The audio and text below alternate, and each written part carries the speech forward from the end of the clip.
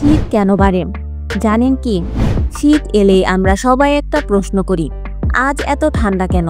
আসলে শীত বাড়ার পেছনে বেশ কিছু বৈজ্ঞানিক কারণ কাজ করে। সূর্যের আলো কম পাওয়া। শীতকালে সূর্যের রশ্মি পৃথিবীতে তীর্যকভাবে পড়ে, ফলে তাপ কম পাওয়া যায়। আর তাপ কম মানেই ঠান্ডা বেশি। দিনের দৈর্ঘ্য কমে যাওয়া। দিন ছোট, রাত বড়। দীর্ঘ রাতের কারণে মাটির তাপ দ্রুত কমে যায়, ফলে পরিবেশ আরও ঠান্ডা হয়। ঠান্ডা বাতাসের প্রবাহ। উত্তর দিক থেকে বইতে থাকা ঠান্ডা ও শুষ্ক হাওয়া সরাসরি তাপমাত্রা কমিয়ে দেয়, তাই ভোরবেলায় ঠান্ডা বেশি লাগে। আর্দ্রতার পরিবর্তন।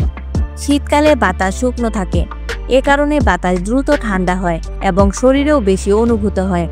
কুয়াশার আবরণ। ঘন কুয়াশা সূর্যের রশ্মি বাধা দেয়, ফলে চারপাশে তাপমাত্রা কমে যায়, ঠান্ডা বাড়ে।